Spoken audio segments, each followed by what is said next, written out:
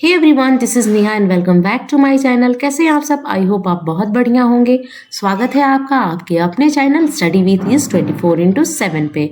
अभी हमारी ग्रामर की सीरीज जो चल रही है वो किसी भी एग्जाम के लिए बहुत ही ज़्यादा इम्पॉर्टेंट है। तो आपको अच्छे से देखना है और नोट्स बनाते रहना है। अगर आप कॉलेज लेवल के स्टूडेंट हो, स्कूल लेवल के स्टूडेंट हो या आप किसी कॉम्पिटिटिव लेवल की एग्ज़ाम की तैयारी कर रहे हो तो आपके लिए ये वीडियो बहुत ही अच्छे और ईजी वे में बनाया हुआ है। बहुत ही सिंपल लैंग्वेज का यूज़ किया गया है। तो आप इस वीडियो को देखिए और अपने हिंदी ग्रामर के टॉपिक को क्लियर कीजिए। चलिए फिर आज की टॉपिक है कारक। तो हम समझेंगे कि हिंदी ग्रामर में कारक किसे कहते हैं और कारक के कितने प्रकार होते हैं। ठीक है, तो चलिए हम स्टार्ट करेंगे वीडियो।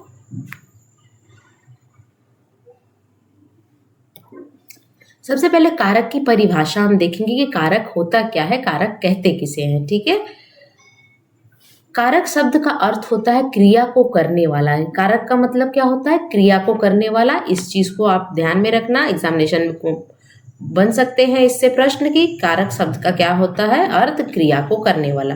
क्रिया को करने में कोई ना कोई अपनी भूमिका निभाता है। यानी क्रिया क्या होता है? किसी काम को करना, है ना। क्रिया क्या होता है? किसी काम को करना, है ना। तो कोई भी काम क्या होता है? किसी के द्वारा किया जाता है ना। तो कोई ना कोई अपनी भूमिका निभाता है तो उसे कारक कहते हैं। अर्थात संज्ञा और सर्वनाम का क्रिया के साथ दूसरे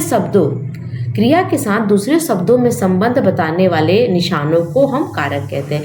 यानी संज्ञा और सर्वनाम क्या होता है? संज्ञा तो हम जानते हैं ना, किसी व्यक्ति, वस्तु, स्थान के नाम को हम संज्ञा कहते हैं और संज्ञा के स्थान पर हम किसका प्रयोग करते हैं? सर्वनाम का प्रयोग करते हैं। तो संज्ञा और सर्वनाम जब वाक्य में आता है और उसका रिलेशन किसी दूसरे शब्दों के साथ स्थापित करने का, यानी किसी दूसरे शब्दों के साथ, यानी किसी भी वाक्य में संज्ञा और सर्वनाम का रिलेशन दूसरे शब्दों के साथ जोड़ने का, है ना, इंटरैक्ट करने का काम किसका है?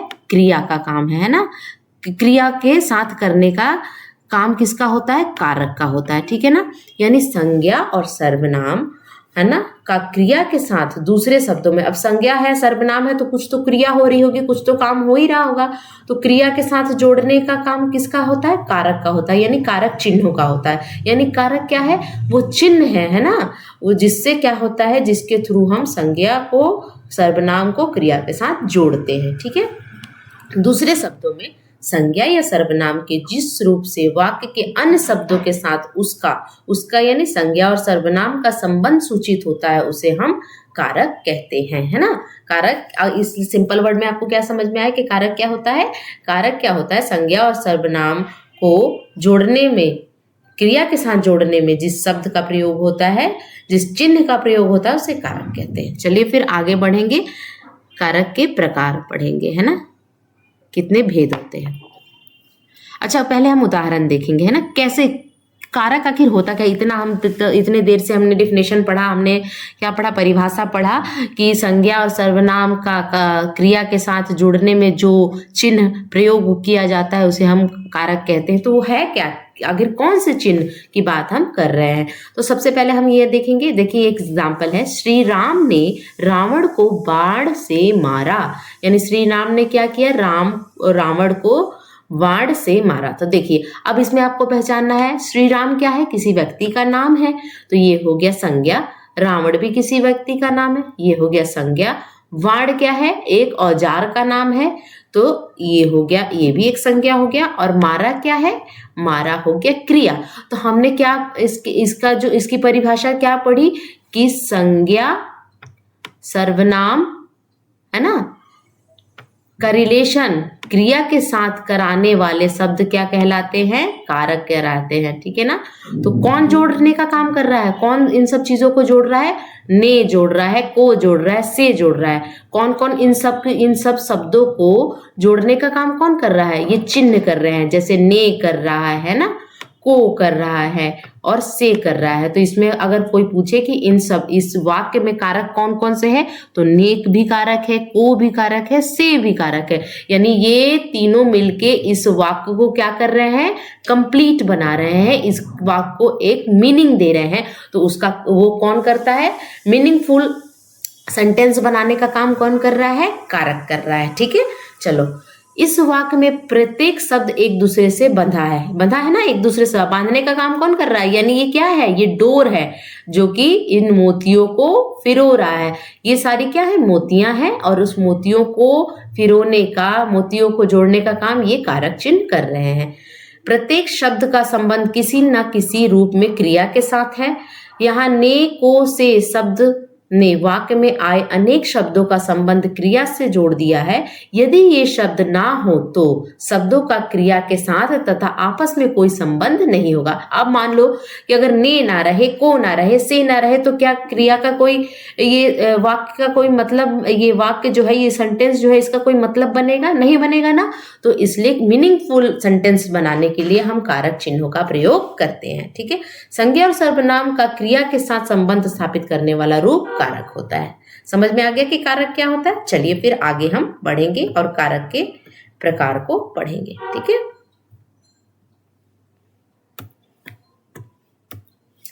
कारक के भेद। कारक के कुल कितने भेद होते हैं, 8 भेद होते हैं। कितने भेद होते हैं, 8। इस चीज को याद रखिएगा, इससे भी क्वेश्चन बनते हैं कि कारक के कुल कितने भेद होते हैं, 8 भेद होते हैं। और उसको याद करने का तरीका भी मैं बताऊंगी। जैसे पहला भेद होता है कर्ता, दूसरा होता है कर्म, तीसरा होता है कर्ण, चौथा होता है संप्रदान, पांचवा होता है आपादान, छठा होता है संबंध, सातवां होता है अधिकरण और आठवां होता है संबोधन।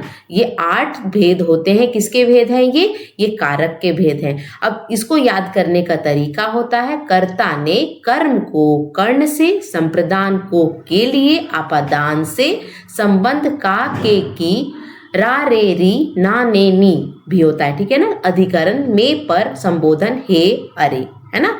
तो ये होते हैं कारक के ये 8 भेद। आपको कैसे याद करना है, आपको याद करना है कर्ता ने कर्म को कर्ण से, संप्रदान को के लिए, आपादान से, संबंध का के की, अधिकरण में पर, संबोधन हे अरे।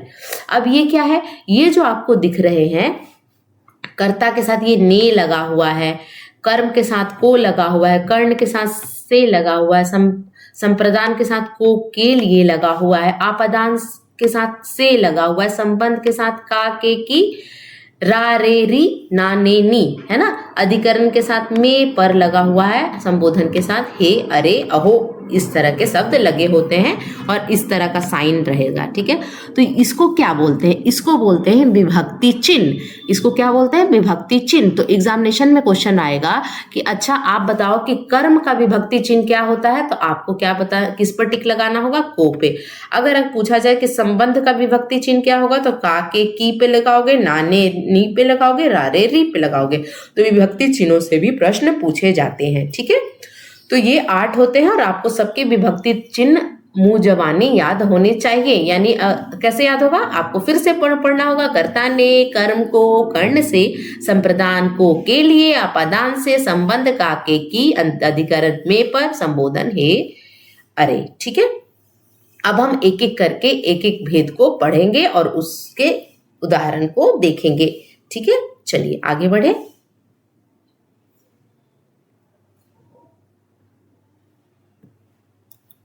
सबसे पहले कर्ता कारक आता है ना। कर्ता कारक क्या होता है, संज्ञा और या सर्वनाम के जिस रूप से क्रिया यानी कार्य, है ना, कोई काम जो होता है उसको क्या बोलते हैं, क्रिया, करने वाले का बोध होता है, यानी जो काम करता है वो क्या होता है, कर्ता कारक होता है। यानी संज्ञा सर्वनाम के जिस रूप से क्रिया करने वाले का बोध होता है, यानी वो क्या होता है, कर्ता कारक। कर्ता कारक कौन होता है, जो मेन होता है ना सेंटेंस में, है ना, सब्जेक्ट, है ना, वो होता है कर्ता कारक, जो कि काम को करता है, काम को करने वाले का बोध होता है ना, उसे हम कर्ता कारक कहते हैं। जो वाक्य में कार्य को करता है ना, जो वाक्य में क्या करता है, कार्य को करता है, उसे हम कर्ता कारक कहा जाता है। कर्ता वाक्य का वह रूप होता है जिसमें कार्य को करने वाले का पता चलता है। कर्ता कारक की विभक्ति चिन्ह क्या है, ने है। विभक्ति चिन्ह से प्रश्न पूछे जाते हैं, यानी कर्ता ने, कर्ता का क्या होगा, कर्ता ने। ठीक है ना। अब कैसे है, एक उदाहरण में देखेंगे।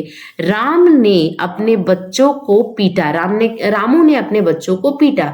किसने पीटा, रामू ने। तो विभक्ति चिन्ह क्या है, यहाँ पे ने है ना, तो रामू यहाँ पे क्या हो गया, रामू के साथ क्या लगा है, ने लगा है। तो रामू क्या कर रहा है, ये जो काम हो रहा है बच्चों को पीटने वाला जो काम हो रहा है वो कौन कर रहा है, वो रामू कर रहा है। तो रामू ने विभक्ति चिन्ह से आपको पहचानना है कि कर्ता में कौन सा चिन्ह लगे रहेगा, ने लगा रहेगा। तो यहाँ पे अगर पूछा जाए कि कर्ता कारक कौन है तो रामू ने, विभक्ति चिन्ह ने लगा है। और कर्ता यहाँ पे कौन है, तो कर्ता है रामू, कर्ता कारक कौन है तो रामू ने। यानी अगर पूछा जाए कि कर्ता कौन है तो रामू, कर्ता कारक कौन है तो रामू ने, है ना। दूसरा है विकास ने एक सुंदर पत्र लिखी, यानी पत्र लिखने का काम हो रहा है। यानी कौन पत्र लिख रहा है, तो विकास नाम का व्यक्ति लिख रहा है। तो विकास क्या हो गया, कर्ता हो गया। और कर्ता कारक कौन क्या हो गया, विकास ने। लक्ष्य गाना गा रहा है, लक्ष्य क्या कर रहा है, गाना गा रहा है। ये भी क्या होता है, कर्ता कारक हो रहा है ना। कैसे, क्योंकि यहाँ पे देखिए, अब यहाँ पे बोलोगे कि मैडम यहाँ पर तो ने है ही नहीं, तो आपने बोला क्या था कि विभक्ति चिन्ह जिसमें ने आ जाएगा, कर्ता के साथ जिसमें ने लग जाएगा वो कर्ता कारक हो जाएगा।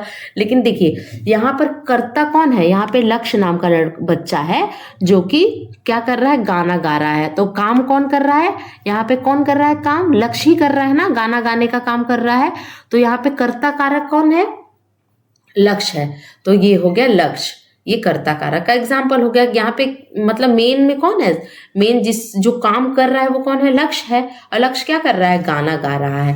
तो गाना गाने का काम कौन कर रहा है, लक्ष्य। तो ये भी हो जाएगा कर्ता कारक। कर्तव्य मंदिर जाएगा, यानी कौन मंदिर जाएगा, कर्तव्य। यानी काम किसके द्वारा किया जा रहा है, कर्तव्य नाम का एक व्यक्ति है, उसके द्वारा क्या किया जा रहा है, काम किया जा रहा है। काम में क्या हो रहा है, वो मंदिर जा रहा है ना, वो जाएगा। तो ये कर्तव्य भी क्या हो गया, कर्ता कारक का एक एग्जाम्पल हो गया, ठीक है ना। क्योंकि यहाँ पे काम कौन कर रहा है, कर्ता। जहां पे कोई कर्ता काम करता है, कर्ता यानी सब्जेक्ट काम करता है, वो कर्ता कारक होता है। चलिए आगे पढ़ेंगे और दूसरा कारक हम पढ़ते हैं। कर्ता ने कर्म को, अब कौन सा आएगा, कर्म आएगा, ठीक है ना। कर्म कारक वो वस्तु या व्यक्ति जिस पर वाक्य में की गई क्रिया का प्रभाव पड़ता है। यानी क्रिया करने वाला कौन था, कर्ता था, लेकिन क्रिया का प्रभाव जिस पे पड़ता है, जिस पे इफेक्ट पड़ता है, वो क्या होता है, कर्म कारक। उसे कर्म कारक कहा जाता है। कर्म कारक का विभक्ति चिन्ह क्या है, आपको याद रखना है, कर्ता ने कर्म को, यानी विभक्ति चिन्ह क्या है, को है। वो अगर आप राइमिंग याद कर लोगे ना, राइमिंग टाइप का जो दिया हुआ, कर्ता ने कर्म को कर्ण से संप्रदान के लिए, इस तरह का याद कर लोगे ना, तो आपको विभक्ति चिन्ह में कहीं भी कंफ्यूजन नहीं होगा और आपके मुंह पर रहेगा एग्जामिनेशन में, ठीक है। चलिए देखते हैं। जैसे मोहन ने सांप को मारा, मोहन ने क्या किया, सांप को मारा। तो सांप को या मोहन क्या हो गया, मोहन ने, ये हो गया कर्ता कारक, और सांप को क्या हो गया, ये हो गया कर्म, है ना। तो अगर इसमें पूछा जाएगा कि कर्ता क्या हो गया, कर्ता कारक कौन होगा, तो मोहन। लेकिन यहाँ पे हम पढ़ क्या रहे, कर्म का। तो कर्म क्या हो रहा है, यहाँ पे कर्म कौन है, ये देखिए, मारा क्या हो गया, ये हो गया क्रिया, है ना। ये मारा हो गया क्रिया। क्रिया का प्रभाव किस पे पड़ रहा है, यहाँ पे प्रभाव की बात हो रही थी ना, यानी क्रिया का प्रभाव किस पे पड़ रहा है, सांप पे पड़ रहा है। यानी किसको मारा जा रहा है, मोहन को कि सांप को, सांप को मारा जा रहा है ना। तो सांप को क्या हो जाएगा, सांप को हो जाएगा कर्म कारक। अगर मोहन ने, तो ये हो जाएगा कर्ता कारक, है ना। तो यहाँ पे कर्ता भी कारक भी हो रहा है और कर्म कारक भी है। तो यहाँ पे क्रिया का प्रभाव किस पे पड़ रहा है, सांप पर। यानी मारने का काम किसके ऊपर किया जा रहा है, सांप को मारने के ऊपर। विभक्ति चिन्ह से पहचानिए, विभक्ति चिन्ह क्या होती है, कर्ता ने कर्म को, यानी को क्या है, इसकी विभक्ति चिन्ह है, ठीक है ना, जो कि जोड़ने का काम कर रही है। लड़की ने पत्र लिखा, लड़की ने क्या किया, पत्र लिखा। तो पत्र लिखने का काम कौन कर रहा है, पत्र क्या हो गया, पत्र लिखा, ये भी क्या हो गया, कर्म कारक हो गया, ठीक है ना। लड़की ने है, लड़की ने क्या हो गया, कर्म कारक और कर्ता कारक, और पत्र लिखना क्या हो गया, यानी पत्र। अब इसमें एक प्रश्न से आप पूछ सकते हैं, लड़की ने किसको लिखा, लड़की ने पत्र को लिखा, है ना। तो पत्र यहाँ पे को जो है ना, ये छिपा हुआ है, ये अपवाद टाइप का ये है कि कभी कभी डायरेक्ट नहीं दिया रहता है, इसमें कभी इनडायरेक्टली दे दिया जाता है कि लड़की, आप तो उसमें क्या आप पढ़ोगे, एक प्रश्न करोगे, प्रश्न क्या करोगे, किसको से प्रश्न करोगे, जब किसको प्रश्न करके आप देखोगे तो आपको आंसर मिल जाएगा और वही आपका कर्म कारक होगा। अगर आप पूछोगे, जैसे यहाँ पे बोलोगे कि यहाँ पे तो को विभक्ति चिन्ह तो दिख ही नहीं रहा है और मैडम बोल रही है कि ये कर्म कारक का उदाहरण है, तो देखिए लड़की ने पत्र लिखा, लड़की ने किसको लिखा, तो पत्र को लिखा आ रहा है ना, तो पत्र को लिखा है ना, तो किसको करने से आ गया ना, पत्र को लिखा। ये लड़की ने, तो ये तो हो गया कर्ता जो काम कर रहा है, लेकिन प्रभाव किस पे पड़ रहा है, पत्र पे पड़ रहा है ना, लिखने का प्रभाव किस पे पड़ रहा है, यानी हम इस पे क्या पढ़ रहे थे कि क्रिया का प्रभाव जिस पे पड़ता है, यानी पत्र लिखने का, पत्र पर क्या पड़ रहा है, क्रिया का प्रभाव पड़ रहा है ना, लड़की पे तो नहीं पड़ रहा है लेकिन पत्र पे पड़ रहा है, तो इससे आपको आंसर मिल जाएगा। माता बच्चों को सुला रही है, यानी माता, माता क्या हो गई यहाँ पे, तो कर्ता हो गई, लेकिन सुलाने का काम कौन, सुलाना यहाँ पे क्या हो गया, ये सुलाना हो गया क्रिया, और क्रिया का प्रभाव किस पे पड़ रहा है, बच्चे पे पड़ रहा है, तो बच्चों, यहाँ पे बच्चा क्या हो गया, कर्म हो गया, और बच्चों को अगर हम लेंगे, बच्चों को अगर हम लेंगे तो क्या हो, बच्चों को क्या हो गया, कर्म कारक हो गया। रोहित मोहित को बुला रहा है ना, रोहित मोहित को बुला रहा है, यानी रोहित मोहित को, यानी रोहित क्या हो गया, यहाँ पे कर्ता हो गया क्योंकि वो बुला रहा है, लेकिन किसको बुला रहा है, यहाँ पे कर्म कौन है, मोहित है, और बुलाना क्या है, क्रिया, यानी क्रिया का प्रभाव किस पे पड़ रहा है, मोहित पे पड़ रहा है, तो मोहित को क्या हो जाएगा, कर्म कारक। प्रिंसिपल को बुलाओ, प्रिंसिपल को बुलाओ यानी किसको बुलाओ, यहाँ पे फिर प्रश्न कीजिए किसको बुलाओ, तो प्रिंसिपल को बुलाओ। पत्थर को गिराओ, किसको गिराओ, तो पत्थर को गिराओ, तो आपको समझ में आ गया होगा कि कर्म कारक किसे कहते हैं। चलिए अलग आगे का कारक पढ़ेंगे, कौन सा, कर्ता ने कर्म को कर्ण से अब पढ़ेंगे, ठीक है। कर्ण कारक क्या होता है, जो साधन जिससे कोई क्रिया होती है, जिससे कोई क्रिया होती है ना, वहां पे क्रिया का प्रभाव पड़ रहा था इससे पहले वाले में, लेकिन जिसके द्वारा क्रिया की जाती है, जो कर्ण कारक, वो कर्ण कारक कहलाते हैं, यानी जिसकी मदद से किसी काम को अंजाम दिया जाता है, यानी जिसकी मदद से कोई काम किया जाता है उसे कर्ण कारक कहा जाता है। कर्ण कारक के दो विभक्ति चिन्ह है, से और के द्वारा। अच्छा बताइए, कोई भी काम हम क्या कैसे करते हैं, किसी के द्वारा करते हैं या से करते हैं, तो इसकी विभक्ति चिन्ह आपको याद रखनी है कि से, अगर ऐसे भी दे देगा प्रश्न में कि से और के द्वारा किसकी विभक्ति चिन्ह है, तो अगर आपको याद रहेगा कर्ता ने कर्ण को कर्ण से, के से द्वारा, इस तरह से आपको याद रहेगा तो आप बता दोगे इजिली कि ये तो कर्ण कारक का विभक्ति चिन्ह है, तो विभक्ति चिन्ह को आपको याद जरूर रखना है, ये बहुत इंपॉर्टेंट है, ठीक है। तो तो यहाँ पे हम क्या पढ़े कि कर्म कारक क्या होता है, जिसके द्वारा कोई काम किया जाता है या जिसके द्वारा किसी काम को अंजाम दिया जाता है वो क्या होता है, कर्ण कारक। अब हम पढ़ेंगे, इसके एग्जाम्पल को देखेंगे, इसके उदाहरण को। अर्जुन ने जयद्रथ को बाण से मारा, अर्जुन ने जयद्रथ को बाण से मारा। अब देखिए कर्ता ने कर्म को, अब यहाँ पे देखिए ये अर्जुन जो हो गया कर्ता और इसके साथ विभक्ति चिन्ह ने लगा है तो ये कर्ता कारक हो गया। जयद्रथ क्या हो गया, जयद्रथ जिस पर क्रिया का प्रभाव पड़ रहा है, कि क्रिया का प्रभाव किस पे पड़ रहा था, जयद्रथ पे, तो जयद्रथ क्या हो गया, जयद्रथ हो गया कर्म और जयद्रथ को हो गया कर्म कारक। और किसके द्वारा अंजाम दिया जा रहा है, यानी अर्जुन किसके द्वारा जयद्रथ को मार रहे हैं, बाण से मार रहे हैं ना, तो ये बाण से क्या हो जाएगा, ये बाण से आपका हो जाएगा कर्ण कारक। जिसके द्वारा अंजाम दिया जा रहा है, किसके द्वारा अंजाम दिया जा रहा है, उस बाण के द्वारा अंजाम दिया जा रहा है, यानी अंजाम देने का मतलब जिसकी मदद से आप काम कर रहे हो, यानी अर्जुन किसकी मदद से जयद्रथ को मार रहा है, बाण की मदद से मार रहा है, यानी बाण से मारा, ये हो जाएगा कर्ण कारक। बालक गेंद से खेल रहे हैं, बालक किसके द्वारा खेल रहे हैं, किसके द्वारा खेला जा रहा है, तो गेंद से, तो ये हो जाएगा कर्ण कारक। बच्चे गाड़ियों से खेल रहे हैं, गाड़ियों से खेलना, देखिए से विभक्ति चिन्ह आ रहा है ना सब में, तो से विभक्ति चिन्ह किसका होता है, कर्ण कारक का होता है। पत्र को कलम से, यानी पत्र को किसके द्वारा लिखा जा रहा है, कौन से टूल से लिखा जा रहा है, तो कलम से लिखा जा रहा है, तो पत्र को लिखने का जो अंजाम दिया जा रहा है और जिससे काम कंप्लीट किया जा रहा है वो क्या है, कलम से, है ना।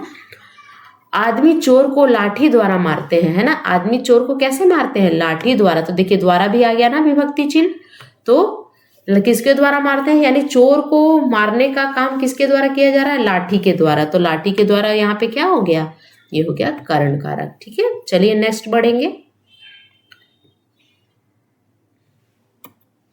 संप्रदान कारक किसे कहते हैं? संप्रदान का मतलब होता है देना। संप्रदान का मतलब क्या होता है? किसी को कुछ देना। संप्रदान है ना, सम। अब प्रदान का मतलब ही होता है कि किसी को देना, ठीक है ना। प्रदान का मतलब ही क्या होता है? किसी को देना, इसलिए संप्रदान कहते हैं, है ना। जब वाक्य में किसी को कुछ दिया जाए या किसी के लिए कुछ किया जाए, यानी किसी के लिए कुछ समर्पण किया जाए, किसी को कुछ दिया जाए, वो क्या होता है? संप्रदान कारक होता है। तो उस स्थान पे संप्रदान कारक होता है। संप्रदान कारक का विभक्ति चिन्ह क्या होता है? मैन, के लिए और को, है ना, के लिए और को होता है। विभक्ति चिन्ह आपको याद रखना है। संप्रदान का विभक्ति चिन्ह क्या होता है? के लिए और को, यानी संप्रदान, प्रदान मतलब ही होता है किसी को कुछ देना, है ना, या किसी के लिए कुछ करना, क्या होता है? संप्रदान का। अब जो देखिए, हम एग्जाम्पल के थ्रू आपको समझ में आएगा। मैं दिनेश के लिए चाय बना रहा हूं। तो किसके लिए चाय बना रहा है? किसके लिए कुछ काम कर रहा है? दिनेश के लिए। तो के लिए यहाँ पे आया ना विभक्ति चिन्ह, तो मैं दिनेश के लिए यहाँ पे क्या हो जाएगा?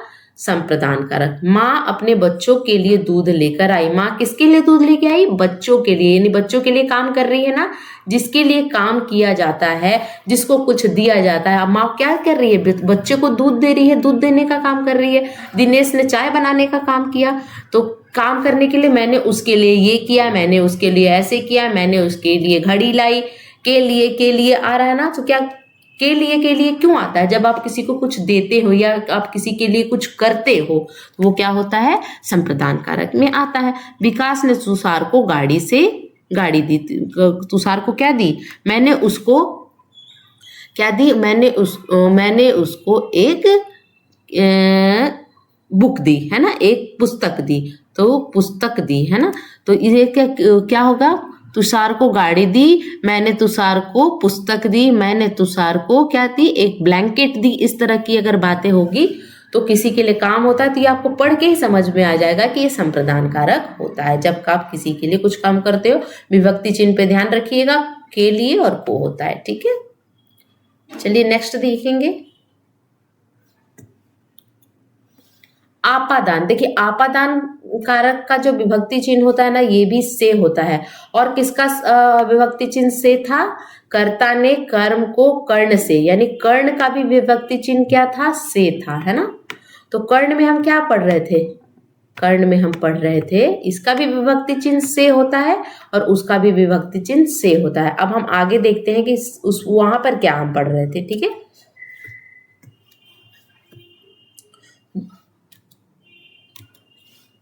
एक मिनट,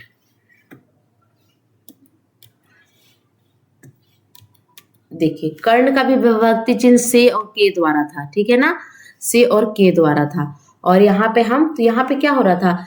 क्रिया को करने के में जो टूल है ना, जो क्या होता, अंजाम देने के लिए जो चीज यूज की जा रही थी, वहां पर से लग रहा था, है ना। यहाँ पे क्या था? जिसकी मदद से काम किया जा रहा था, तो वहां पे से लग रहा था। लेकिन वो अगर हम आपादान अभी हम पढ़ रहे हैं, तो आपादान में से कैसे लगेगा वो हम देखेंगे।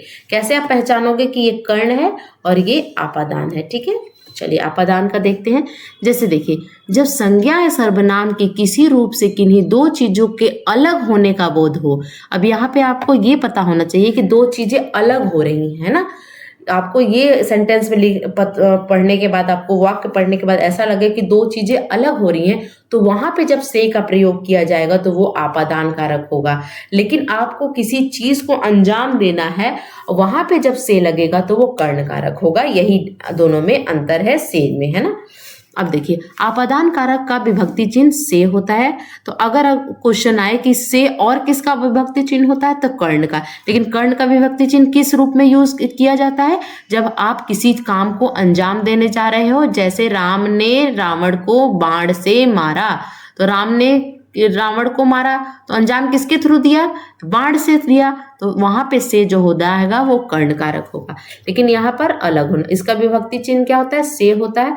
से चिन्ह के कारण, से चिन्ह कर्ण कारक का भी होता है। देखिए यहाँ पे लिखा हुआ है ना कि से चिन्ह किसका होता है? कर्ण कारक का। लेकिन वहां इसका अर्थ साधना से होता है। साधना यानी माध्यम होता है जिसके थ्रू आप काम करते हो। लेकिन यहाँ पर यहाँ से का अर्थ किसी चीज से अलग होने को दर्शाता है। समझ में आ गया दोनों में से का अंतर क्या है?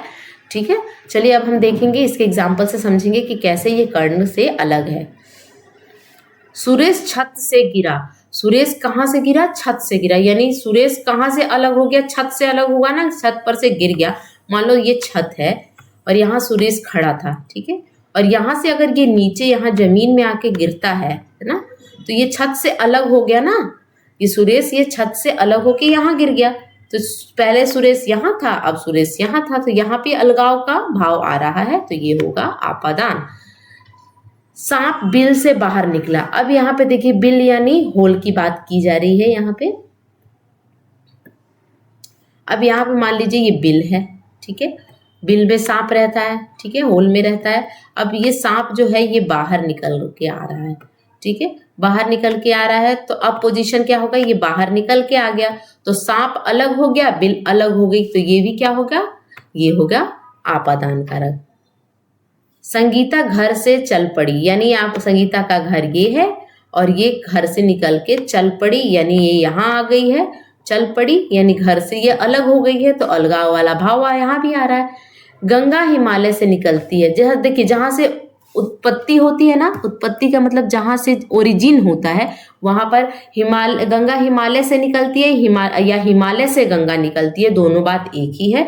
या तो सेंटेंस में लिखा आएगा कि गंगा हिमालय से निकलती है या हिमालय से गंगा निकलती है, बात एक ही है। तो यहाँ पे क्या हो रहा है? हिमालय पर्वत है जो हमारा, मान लीजिए हिमालय पर्वत है और यहाँ से क्या हो रही है? गंगा निकल रही है, गंगा का ओरिजिन है ना, उत्पत्ति हो रही है, तो उस कंडीशन में भी यहाँ से निकल रही है, यानी यहाँ से अलग हो रही है, तो ये भी आपादान करा होता है। वह सांप से डरता है। देखिए डरना है ना, डरना भी क्या होता है? सांप से क्या होता है? डर रहा है, तो यहाँ भी अलगाव होता है, सांप से डरता है तो वो उससे दूर जाएगा, तो यहाँ भी आपादान। दूल्हा घोड़े से गिर पड़ा। यानी घोड़े से दूल्हा क्या पड़ा? गिर पड़ा।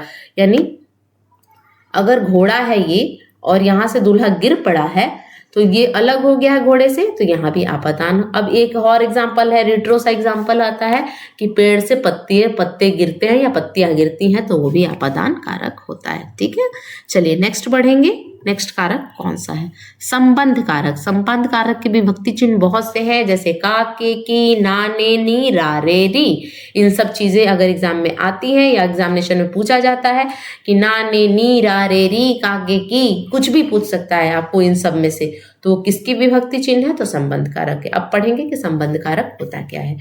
इस कारक के नाम से ही पता चल रहा है कि यह किन्हीं वस्तुओं में संबंध को दर्शाता है, यानी वस्तुओं को संबंध का दर्शाता है, यानी संज्ञा और सर्वनाम का वह रूप जो हमें किन्हीं दो वस्तुओं के बीच का संबंध, यानी दो वस्तुओं के बीच में क्या कर रहा है? संबंध यानी इंटरैक्ट करा रहा है ना, उसे हम संबंध कारक कहा जाता है। संबंध कारक के कई विभक्ति चिन्ह होते हैं, यानी का, के, की, ना, ने, नी, रा, रे, री। जैसे राहुल, यह राहुल की किताब है ना। अब किताब और राहुल का संबंध कौन कर रहा है? किताब और राहुल के बीच में ये राहुल है ना, और ये किताब है। राहुल और किताब के बीच में संबंध कौन स्थापित कर रहा है? ये की विभक्ति चिन्ह है ना, इसीलिए इसको संबंध कारक कहते हैं। वह राम का बेटा है ना। राम का बेटा यानी राम और बेटे के बीच में कौन संबंध कर रहा है? का कर रहा है, यानी का, के, की, कुछ भी आ सकता है, का, के, की, है ना। यह सुरेश की बहन है, यानी सुरेश और उसकी बहन के बीच में की क्या कर रहा है? संबंध बता रहा है। लोकसभा में सांसद नतीश ने जोरदार स्पीच दी है ना। लोकसभा में नतीश और जोरदार स्पीच के बीच में संबंध कौन कर रहा है? ने कर रहा है। इस तरह के अगर वाक्य आए तो वो संबंध कारक होते हैं। चलिए नेक्स्ट बढ़ेंगे, नेक्स्ट कारक हम देखेंगे। अगला कारक होता है अधिकरण। अधिकरण का मतलब होता है आश्रय। आश्रय मतलब डिपेंडेंट है ना। आश्रय मतलब क्या होता है? डिपेंडेंट होता है। संज्ञा का वो रूप जिससे क्रिया के आधार पर बोध हो, है ना, उसे अधिकरण कारक कहते हैं। इसका विभक्ति चिन्ह में और पर होता है, यानी में और पर किसका विभक्ति चिन्ह होता है? अधिकरण का, है ना। 8 तरह के पढ़े थे, अभी हम 7वें पर पहुंचे हैं। में और पर किसका होता है? और नहीं होता है, इसका विभक्ति चिन्ह एक में होता है और पर होता है। ठीक है, यानी आश्रय। अधिकरण का मतलब क्या होता है? आश्रय, संज्ञा का वह रूप जिससे क्रिया के आधार पर बोध होता है। यानी भंवरा फूलों पर मंडरा रहा है। भंवरा कहाँ मंडरा रहा है? फूलों पर मंडरा रहा है। यानी ये मंडराना क्या हो गया? ये क्रिया हो रहा है, क्रिया है ना। अब भंवरा क्या है? करता है। अब फूलों पर मंडराना यानी फूलों पर आश्रित रहता है ना भंवरा। क्या करता है? उसके पोलेन वगैरह को आपने साइंस में पढ़ा होगा कि उसको रस को लेकर, है ना, उसके थ्रू पॉलिनेशन होता है ना, इस तरह की बातें होती है। कमरे में टीवी रखा हुआ है। कमरे में टीवी, यहाँ पे में आ गया ना। कमरे में क्या रखा है? टीवी रखा हुआ है, यानी आश्रय है। वह रोज सुबह गंगा किनारे जाता है। वो कहाँ जाता है? रोज सुबह गंगा किनारे जाता है। संज्ञा और सर्वनाम यानी संज्ञा का वो रूप जिससे क्रिया के आधार का बोध होता है ना। किनारे जाना, जाना क्या हो गया? क्रिया हो गया। और कहाँ जा रहा है? वह रोज सुबह गंगा किनारे जा रहा है। वह पहाड़ों के बीच में है। कहाँ है? पहाड़ों के बीच में है, यानी पहाड़ों में है ना। पहाड़ों के बीच में है या वह फूलों के बीच में है, इस तरह के आ जाए। वह क्या है? लोगों के बीच में है ना। तो बीच में क्या होता है? बीच में होता है में और पर को इंडिकेट करता है, तो ये भी क्या होगा? अधिकरण कारक हो जाएगा। ठीक है, चलिए नेक्स्ट देखेंगे संबोधन, है ना। संबोधन क्या होता है? यह संज्ञा और सर्वनाम का वह रूप है जिससे किसी को बुलाने, पुकारने या बोलने का बोध होता है। संबोधन कारक कहा जाता है। संबोधन कारक की पहचान करने के लिए इसकी संबंध कारक की पहचान करने के लिए ये चिन्ह जो है ना, इस चिन्ह का प्रयोग किया जाता है। अब इस चिन्ह को ध्यान से रखिएगा कि जब भी संबोधन कारक, इसको पहचानने की बहुत ही अच्छी ट्रिक है कि आपको इस चिन्ह को पहचानना है। जिस भी वाक्य में अगर ये चिन्ह आ जाए स्टार्टिंग में तो वो संबोधन होता है। इस तरह की चिन्ह होती है ना, इसको संबोधन कारक में यूज किया जाता है, इस्तेमाल किया जाता है। इसका विभक्ति चिन्ह क्या होता है? अरे, हे, अजी, ओ, ए, ये क्या होता है? इसका विभक्ति चिन्ह होता है। देखिए अब कैसे इसका एग्जाम्पल में यूज है। इसमें सबसे पहले आपने क्या समझा? संज्ञा या सर्वनाम का वह रूप जिससे किसी को बुलाने, पुकारने के लिए जो जिस शब्द का, जिस चिन्ह का प्रयोग करते हैं, किसी को बुलाने के लिए, पुकारने के लिए, बुलाने के लिए। अरे तुम इधर सुनो जरा, ओ भाई रुको जरा, हे राम ये क्या हो गया, इस तरह की बातें जब हम करते हैं ना तो वो संबोधन होते हैं। और पहचानने की तो ट्रिक आपको पता ही चल गई कि ये चिन्ह होना चाहिए। जैसे देखिए पहला एग्जाम्पल हम देखें, हे राम बहुत बुरा हुआ। अब किसी को भी कुछ भी बोलने से पहले, किसी को क्या बोलना से, यहाँ पे संतावना देने से पहले क्या बोलते हैं? हे राम बहुत बुरा हुआ। हे राम के बाद क्या लगा है? ये वाली चिन्ह लगी है। और हे क्या होता है? विभक्ति चिन्ह है ये, है ना। अरे भाई तुम तो बहुत दिनों में आए। अरे भाई बोलने के बाद रुकना रहता है। अरे भाई तुम तो बहुत दिनों में आए, तो अरे क्या हो गया? विभक्ति चिन्ह हो गया। और ये वाली चिन्ह को तो आपको पहचानना ही है। हे राम क्या, यह क्या हो गया? हे राम ये क्या हो गया? तो इस तरह की चिन्ह क्या होती है? ये चिन्ह किस में प्रयोग किए जाते हैं? संबोधन कारक में प्रयोग किए जाते हैं।